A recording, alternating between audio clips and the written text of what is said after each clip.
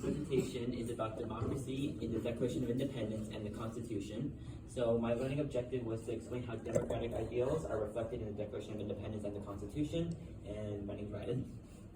So my core concept was basically to describe some of the basic democratic ideals that Thomas Jefferson and the other Continental Congress delegates put into the Constitution and the Declaration of Independence.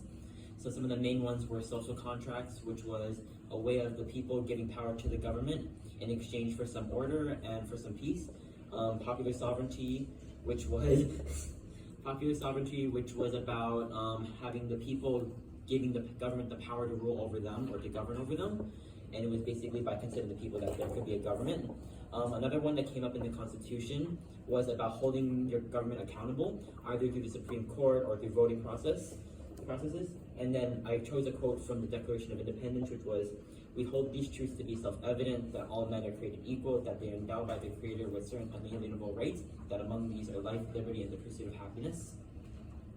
So my example was democracy in modern America and what it means for America to still be a democracy.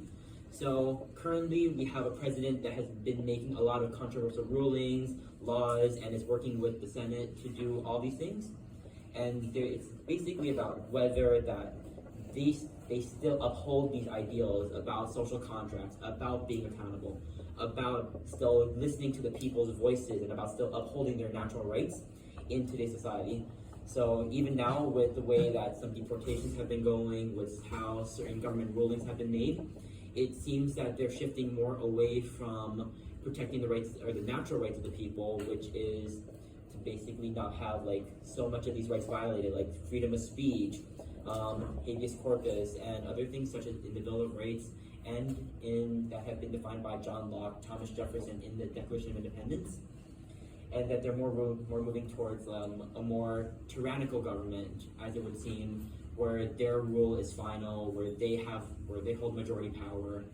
And then even Thomas Jefferson warned us about this in some way, where his ideals reflected that even in the Declaration of Independence, that when tyranny becomes law, rebellion becomes duty, which is basically saying that when a government does not support its people, when it does not uphold their natural rights, when it does not uphold their individual rights, and when it does not be held accountable, is the people's responsibility to overthrow, to reform the government, and to create a new one, which will learn from their previous government and making sure that they do not lose those rights again, such as when the revolutionaries revolted from the British, such as even now when there's so much questions about whether this government is still upholding these ideals.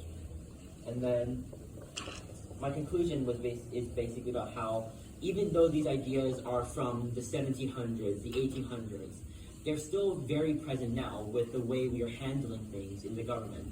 They're still present in how we handle immigration, with how we handle racial judgments. They're still in the way we see how protests are formed. We still see them in how even the government is run, with how we hold the government accountable through voting, through the Supreme Court, through lawsuits.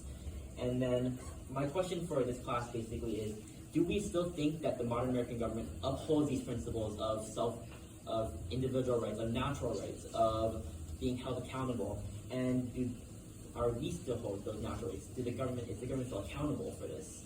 And then my references are my book and 2 websites I found online. Thank you. Any questions? No.